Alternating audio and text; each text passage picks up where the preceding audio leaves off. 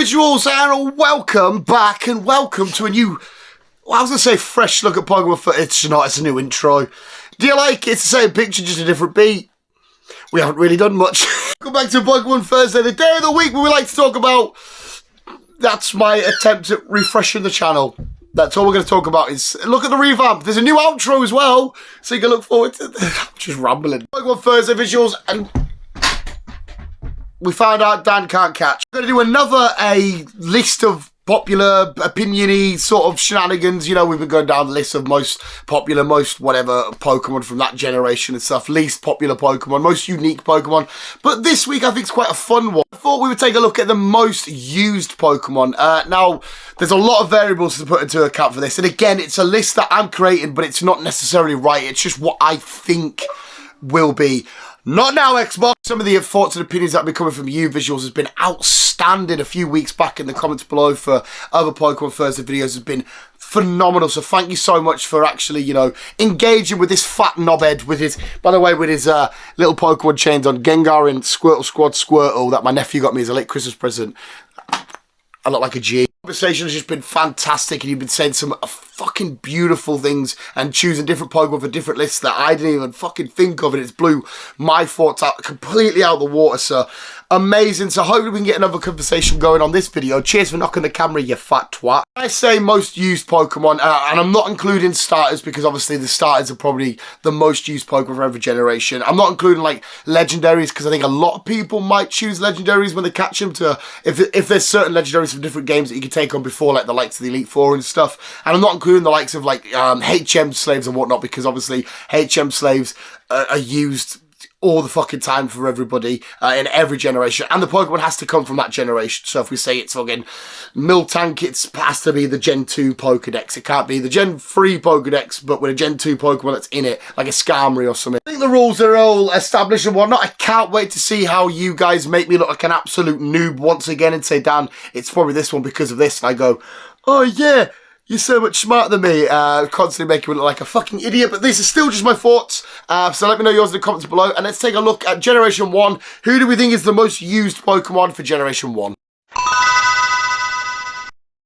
Generation 1, I've gone for one of the Nidos, either Nidoking or Nidoqueen. I can't decide which one I think it would be. I was going to go for Pidgeot, but I thought no, because there will be people out there that would prefer to have a Thero, or later on and go get a, you know, they might have a Charizard and use that as their flying type and stuff. But I think Nidoking or Nidoqueen, purely because of how easy and early it is to get a Nidoran, how early and quick it is for them to evolve at level 16. And then as soon as you get into Mount Moon, get a Moonstone evolve, you've got a really strong, really powerful Pokemon before you've even got your second badge.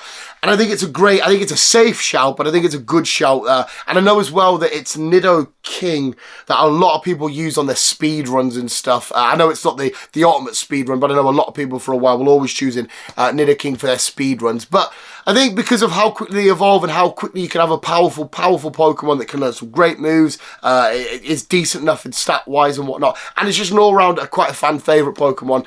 I'm going for one of the Nidos. 2, I'm going for Umbreon. Yeah, I feel like out of the new evolutions we got out of Gen 2, I feel like Umbreon was the most popular. I'm not huge really on I like Espeon and Umbreon. I'm not huge on either of them. But not only that, it was the new typing and stuff, even the way that it evolved and all that carry on. I think people were instantly drawn to new evolutions, and they did look like great designs. They are awesome fucking designs. And like I said, the dark typing coming in, and dark typing when it got introduced being super duper powerful and quite badass. A great way to counteract like the Psychics and whatnot, because Psychic was so buffed in Generation 1. But I think Umbreon's a definite good shout with being in one of the most used. I wanted to go for Heracross, but I didn't know if that was because of my own biasry, him being my second favourite Pokemon of all time. Absolutely adore that little bastard. But no, Generation 2's most used Pokemon, I'm going to say Umbreon. Generation 3, I've gone for Gardevoir. Again, I think this is another popular Pokemon. I didn't make it my most popular Generation 3 Pokemon, but I definitely think it's up there in, you know, if you had a list of most popular Gen 3 Pokemon, I think Gardevoir, she's going to be in top 5, I think. People adore it to the point where you get them fucking, I mean, whatever you're into, go for it. But I personally don't like seeing the artwork of some fans with Gardevoir with tits and shit. Doesn't quite do it for me, but we know the popularity of Gardevoir's gone absolutely sky high. It's skyrocketed. Even that, you know, seeing like Wally get his Ralts at the start and then Curlier into Gardevoir and later on and stuff. Even getting a Mega Evolution. I know that's Oras stuff, but the original playthrough, the being the Psychic type, you know, Psychic still being a badass type, and it wasn't obviously Fairy though, was it? It got Fairy later in life. But a nice evolution, great design, great Pokemon, and I think lots of people would have been drawn to having a Gardevoir on their team. Luxray for Generation 4. This one is maybe because Luxray 9 times out of 10 is on my teams whenever I go through Diamond and Pearl and Platinum and whatnot. I think Luxray, with it being Shinx, Luxio and all that, it's such an early Pokemon to get as well. Shinx, you get straight on the earlier sort of routes. Being a 3-stage evolution, being a fantastic design, being a solid typing, that's electric type. It looks great. I know there was a lot of uproar from people saying, give it a Mega Evolution and whatnot, you know, add the dark typing and stuff, which would never come to fruition. Maybe it will in the future at some point, we don't know. But I think Luxray is a definite popular Pokemon. Again, like Gardevoir, if you were to take a list of popular Pokemon from this generation, I think Luxray will make... maybe not top 5, but I think it's in the top 10 definitely. Maybe pushing towards top 5. But a solid Pokemon, a great Pokemon, a useful Pokemon, using the different elemental fang moves that it can learn and whatnot. The free start part evolution, so you can evolve with it as your story goes on. You know, get to like the 4th, the 5th, the 6th gym badge. You know, however fast you level up your Pokemon, having it evolve and grow alongside your starter and whatnot. Solid Pokemon, great Pokemon. It's Luxray. Whenever we get to Gen 5 stuff, I get so fucking stuck because it's like my least favourite Pokedex, and I'm always like, right, who's everybody going to have? Like, what, they're going to use this, they're going to use that. We've done the most popular, I think we've done the least popular and whatnot, the most unique and stuff. But for the most used, I could be extremely biased on this one, I don't know, because I adore him, but it's Crocodile, who's made plenty of other lists. But yeah, Crocodile, again... being a great design Pokemon, being a fucking fun and awesome Pokemon, seeing it involved with Ash's team and whatnot. Crocodile, Crocorock, Croconaw? No, not fucking... the rest of it, Sandile, the whole evolution just being amazing, being the ground dark typing. It's such a cool and amazing Pokemon. I like the dark type, I'm not too bothered about, but I do like the combo between ground and dark. I do like the fact that it's this land crocodile roaming about doing its thing. It's for me anyway, it's always been a handy Pokemon and a powerful Pokemon to always have on the team. Super useful. Again, being the 3 stages, helping it evolve alongside whatever team, you know, that you're currently building and whatnot. And I think it's a reliable Pokemon for everybody that's playing any of the Generation 5 games to come along and say, I'm going to have a Crocodile on my team because it's, you know, the consistency of it, the usefulness of it, the typing of it, the moves that it can learn. So I think it's a solid addition to anybody's team, and I think a lot of people at one point would have added it to their Gen 5 team.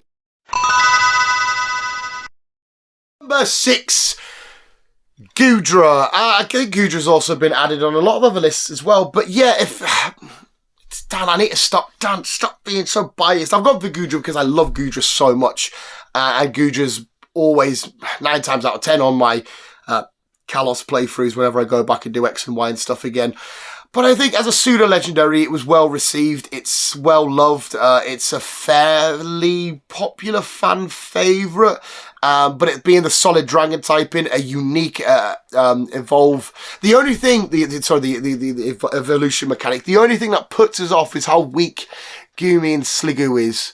I don't know if that would have put anybody off, because you've got to put a bit of time in it. But then again, you have to put a lot of time and effort with a lot of the pseudo-legendaries, you know, later on in games when you get them and stuff. But I don't know if that would have threw people off. But I think, yeah, as a solid dragon, just straight pure dragon typing, a lot of people have been drawn to it. A lot of people always have dragon types on their teams. Dragon type being maybe the most popular typing, I don't know. It's one of the most powerful, one of the most OP'd typings in the world of Pokemon. But yeah, Goodra is a solid design. It's an excellent typing, and it's a fantastic Pokemon. So I think a lot of people would have said, let's have some gooiness on our Kalos team. This one is self-explanatory. We've done it for most popular, we've done it for most unique and stuff. And we're going to have to go Mimikyu again for the Alola stuff, the Gen 7 stuff. Mimikyu, I thought straight away you say the ability, obviously, you know, you can break its disguise and it can basically tag a hit. You get a free hit on Mimikyu, which is great. The typing's fun. Ghost Fairy, or was it Fairy Ghost? No, it's Ghost Fairy, isn't it? Either way, the dual typing of Ghost Fairy is awesome. The story behind Mimikyu, the originality, the uniqueness, I think he was a massive welcomed addition to so many people on there. Alolan run-throughs and whatnot. I think so many people would have ran out to get. Might not have been their favourite Pokemon from the gen, might not have been the most powerful Pokemon from the gen, but I think it would have been a welcomed and popular choice for a team in this generation. Definitely. I didn't personally go for Mimikyu on my first playthrough, even though I do like Mimikyu. I think Mimikyu is awesome. I didn't personally go for it, but I think so many people would have used it on their team. Gen 7 is a really, really fucking hard one, but I've gone for Colossal. I think because, again, you can receive it quite early. Well, you can receive Roly-Coly quite early. Roly-Coly? Yeah, that's what it's called. Either way, you can get it early enough, and it's a cool typing. Yes, when you come against ground types, it's called fuck you up. But also, obviously, as well, we know that it had a different form in its big boy transformation when it gets all Gigantamax. I'm getting confused with which one's which now at the minute. When it gets big boy form. But I think a lot of people would have been drawn to it straight away because you can get Roly-Coly so early on. A solid rock type, a solid fire type. Some great combo moves you can teach him to learn. So yeah, I'm going to say... I was going to say Corviknight though. I feel like I want to say... No, I've done it. It's in the list. We've said it now. I'm just like... Dragapult. I don't know. Generation 8... It's so fucking hard to think. I'm still going to stick with Colossal. I think it's a great design. It's a cool type combination. You can get it early enough. It doesn't take too long to evolve out. You're going to stick with Colossal, but I'm actually having a few doubts now. So awful at pronouncing these two little bastards. I always have been, but... For Scarlet and Violet, I've gone for Armarouge or Ceruledge. How the fuck do you say his name? Ceruledge.